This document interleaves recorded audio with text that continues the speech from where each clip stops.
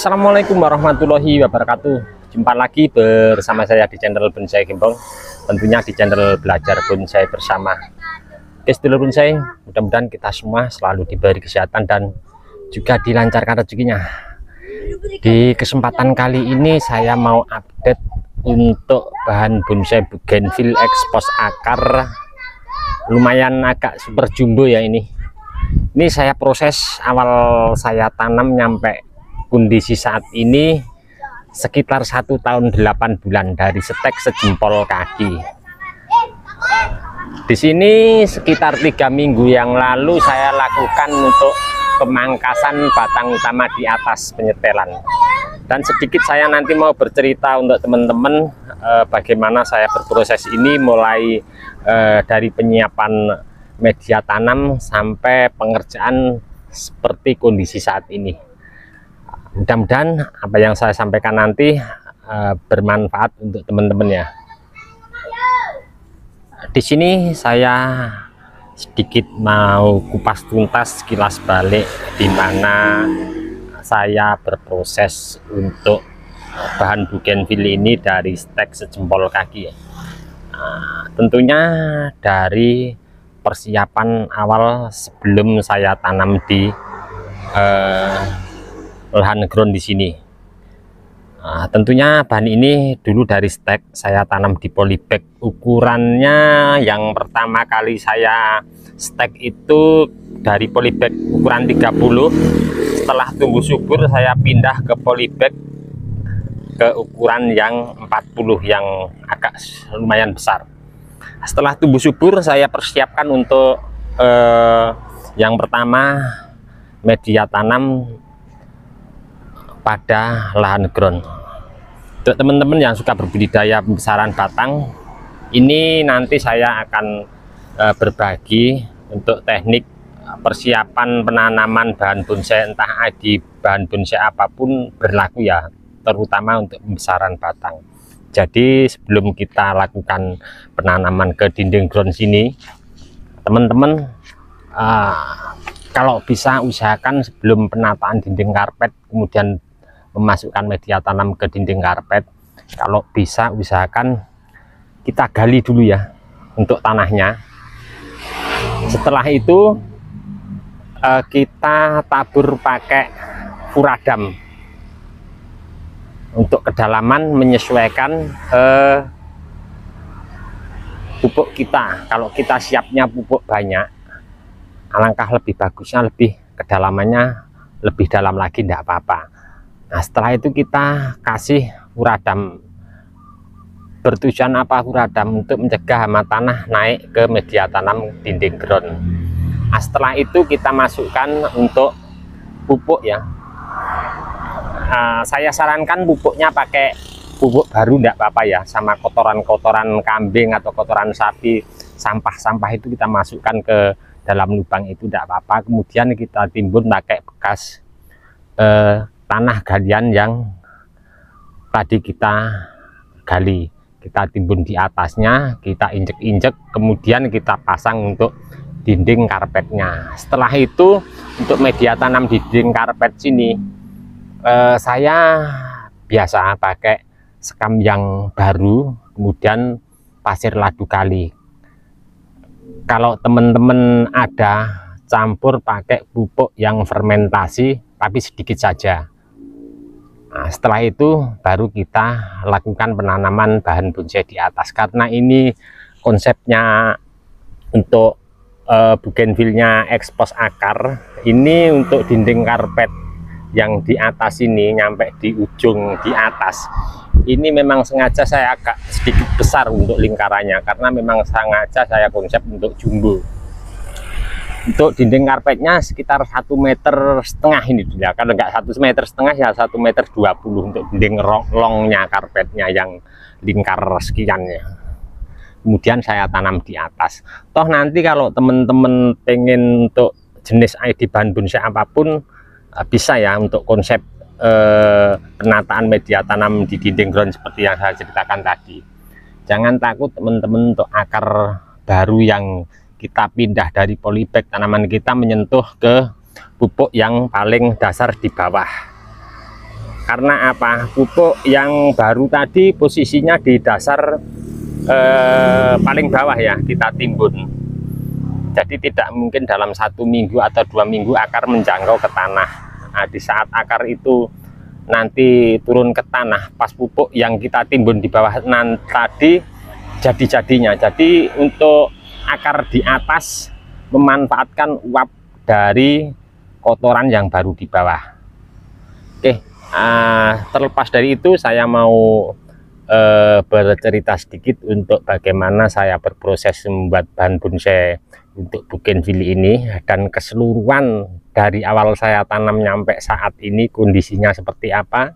Teman-teman bisa lihat saya pernah update untuk pengerjaannya. Nanti teman-teman bisa komen-komen di bawah deskripsi, atau insya Allah nanti saya lampirkan link videonya, nanti teman-teman bisa simak. Untuk menghasilkan konsep akar dengan sedemikian rupa ekstrim, memang saya sentuh ya, saya kerjakan. Di sini saya juga banyak belajar juga dari teman-teman yang lebih senior. Tentunya untuk teman-teman sekarang lebih mudah ya untuk belajar kita berproses membuat bahan bonsai atau bonsai, karena di media sosial sekarang gratis ya ibaratnya kita mau belajar. Tapi di sini saya mau bercerita untuk teman-teman. Untuk dinding karpet di atas dulu lingkarnya sekian ya besarnya. Nah, setelah dari polybag saya tanam di sini dengan ketinggian 1,20 meter kurang lebihnya, setelah batang utamanya besarnya hampir sekian, saya bongkar sekian ya. Setelah saya bongkar sekian, terlihat akarnya, saya biarkan. Setelah akar ini warnanya hampir sama-sama batang utama, ini saya lakukan pemberian alur tahap pertama keseluruhan ya. Tapi untuk alur awal saya berproses, saya pertegas agak sedikit dalam terkena tulangnya.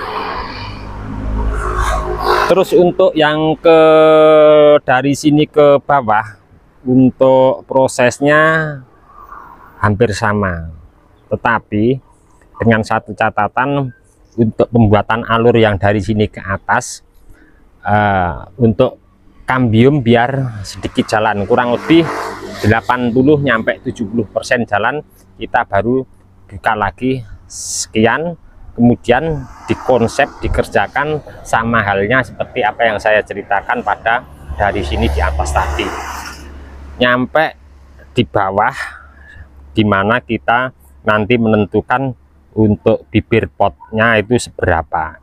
Selera tergantung teman-teman untuk ketinggian dinding groundnya, dinding ground longnya seberapa. Kalau bahan ini saya lakukan pembuatan alur secara bertahap seperti awal yang saya ceritakan tadi. Ini ada sekitar 5 tahap untuk membuat alur. Kemudian setelah nyampe di bawah selesai, saya ulangi pembuatan alur dengan konsep pembuatan alurnya sedikit agak tipis, terkena tulang tapi tidak dalam.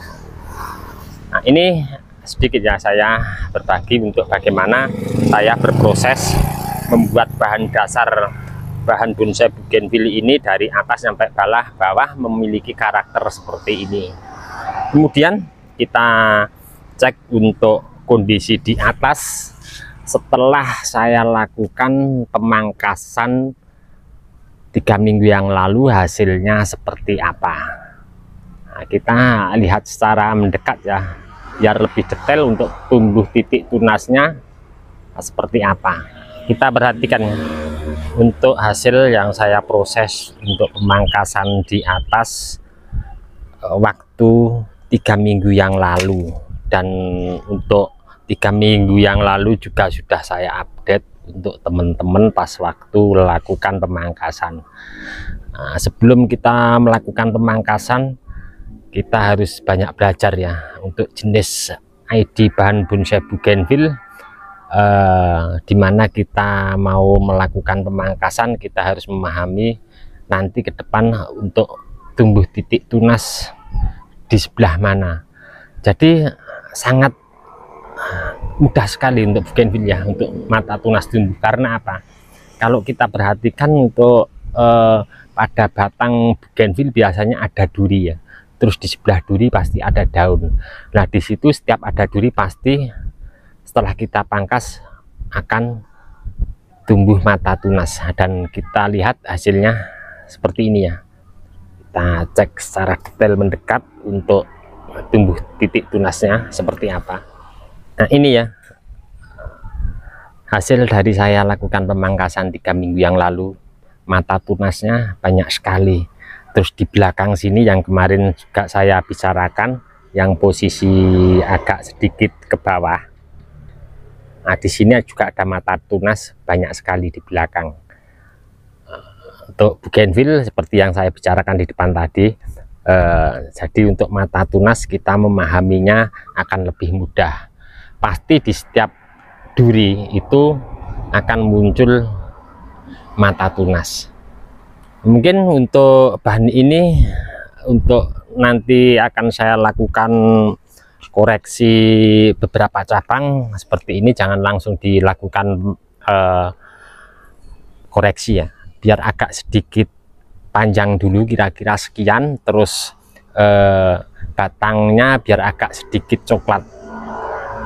Cari aman ya, biasanya kalau kayak gini langsung kita ambil mata tunas, kita menentukan satu mata tunas kita biarkan, biasanya akan turun ya, kalau orang Jawa bicara blorot. Jadi kita cari aman saja, dan mungkin untuk bahan ini nanti ke depan juga masih akan saya setel ulang ya, mungkin bisa juga kita pangkas sekian, kita lihat dulu nanti. Biasanya seperti ini ada mata tunas lagi susulan di bawah. Oke teman-teman, ini tadi ya saya update untuk dimana saya bercerita kupas tuntas dari awal saya berproses membuat bahan bonsai bougainville Singapura ekspos akar agak lumayan sedikit besar ya, jumbo. Apa yang saya sampaikan tadi mudah-mudahan bermanfaat untuk teman-teman dan menjadi inspirasi. Nantikan terus untuk update nanti seperti apa bahan bonsai bougainville ini. Insya Allah kalau masih bertahan akan selalu saya update untuk teman-teman. Untuk teman-teman yang selalu menyimak mensupport video saya ucapkan banyak-banyak terima kasih, tidak bisa saya sebutkan satu persatu. Dan untuk teman-teman yang komen-komen di bawah deskripsi mungkin belum bisa saya tanggapi satu persatu juga, saya mohon maaf ya, mungkin karena waktu juga keadaan. Dari saya di channel Bonsai Gembong cukup sekian dulu. Salam satu hobi, salam budidaya. Assalamualaikum warahmatullahi wabarakatuh.